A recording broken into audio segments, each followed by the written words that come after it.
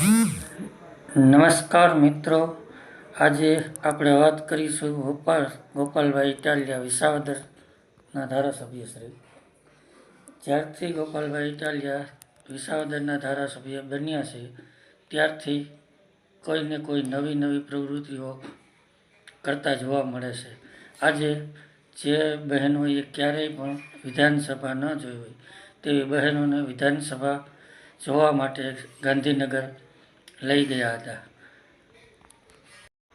વિધાનસભામાં ગયા પછી બહેનોએ કેવો અનુભવ કર્યો તો સાંભળીએ ચાલો તેના જ મુખેથી.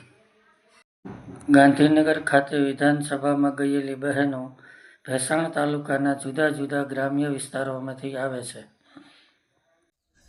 નમસ્કાર મિત્રો, અત્યારે હું ગોપાલ ઇટાલિયા અને અમારા વિસાવદર વિધાનસભા મત વિસ્તારના ભેસાણ તાલુકાના તમામ ગામના સૌ અમારા બહેનો આજે વિધાનસભાની મુલાકાતે આવ્યા છે.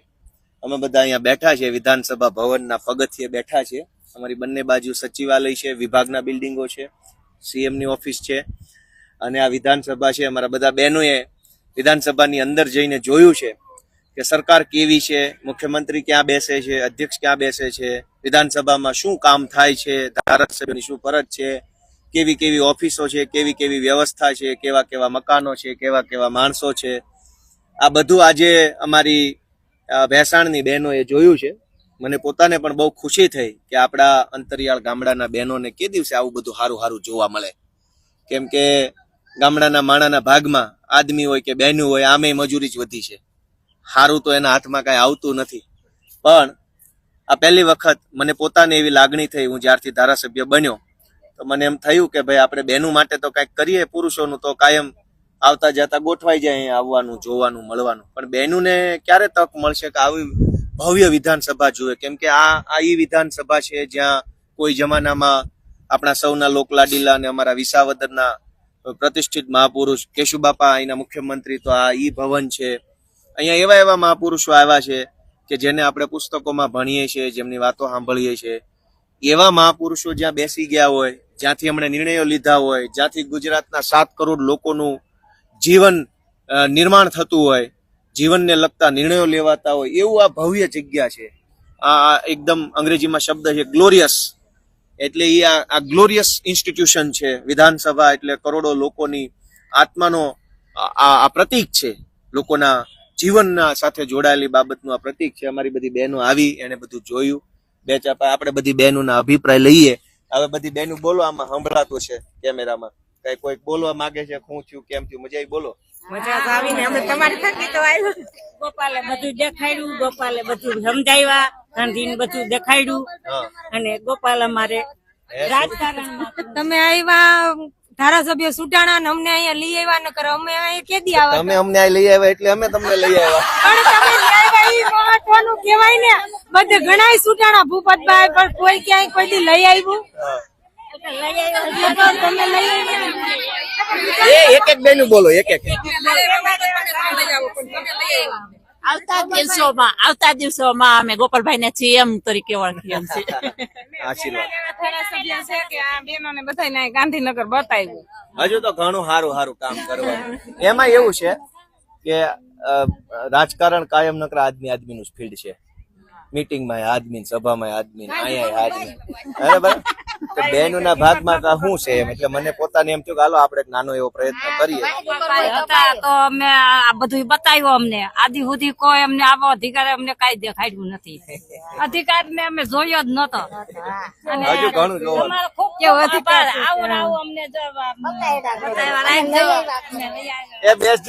બેસજો. બોલો, કઈક બોલો. આમાં સંભળાય.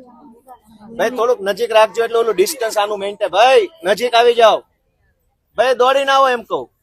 ઓ વડીલ, આવો, જલ્દી આવો. આનું ડિસ્ટન્સ મેન્ટેન ન થતો હોય તો અવાજ કપાઈ જાય ને. નજીક આવી જાઓ, હજુ નજીક આવી જાઓ. વડીલ હજુ નજીક આવો એમ કહું. આ બેનું બતાવો ખાલી. બોલો બેનું, કઈ કહેવા જેવું હોય બોલો. પેલા એવા ધારાસભ્ય છે કે જે અમને આ બધું બતાવ્યું વિધાનસભાને. જોયા પછી કેવું લાગ્યું એ તો કયો? સારું લાગ્યું? શું જાણવા મળ્યું? ઓલા બેન ને બોલવા દો. શું જાણવા મળ્યું?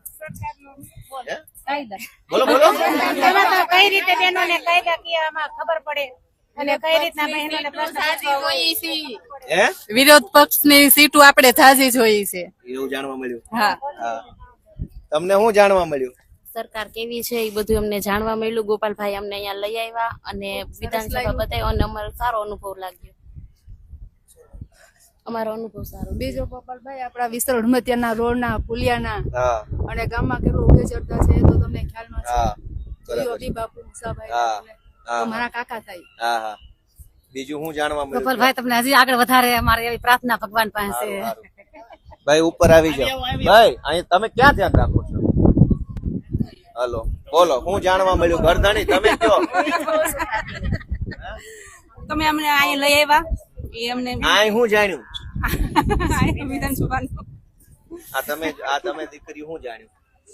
અમે અત્યાર સુધી વિધાનસભા જોઈ નહોતી. તમે આવ્યા અમને વિધાનસભા બતાવી કાર્ય ક્યાં બે છે એ બધું અમને જાણવા મળ્યું. આ તો શું જાણ્યું હવે? હવે કે એમ કે અહીંયા હવે બધા પ્રશ્નોનો અમલ થાય એમ અમારા પ્રશ્ન છે કેવું આટલું બધું જાણી ગયા છે તમારા ભાઈ ને પાછું છે હો. હવે તમે કેવું છે મારી? સારું છે. શું લાગે? બોલો બોલો કઈક કેવું શું જાણ્યું? વિધાનસભા સારું ભાઈ. તો બધી અમારી હે આમથી લઈ લ્યો અમારું બધી. હા બેજા બેજા. હે અત્યાર સુધી ખબર નહોતી કે સરકાર કેવી છે. હવે ખબર પડી કે સરકાર અહીંયા આવું કરે છે એમ. હા અને અમને તો કાંઈ નથી આપતા. આ બધું અહીંયા જ રાખે છે. હાથ વગું છે બધું. આ બધું એ જ રાખે છે. અમને કાંઈ આપતા જ નથી એમ. બરાબર બરાબર. તો આ રીતે અમારી બધી બહેનો આજે આવી છે અને બધી બહેનો ખૂબ હરખાઈ ગઈ છે. અમે બધા મજામાં છીએ. આ જિંદગીમાં પહેલી વાર સરકાર જોઈ, વિધાનસભા જોઈ, આટલું ભવ્ય મકાન, આટલું ભવ્ય જગ્યા જોઈ, એ બદલ સૌને હું શુભેચ્છા પાઠવું છું. અમારી બધી બહેનો માતાઓ બધા આવ્યા એ બદલ. અને બપોર પછી હવે અમારે અક્ષરધામ મંદિરની મુલાકાત લેવાની છે. સૌનો ખૂબ ખૂબ આભાર.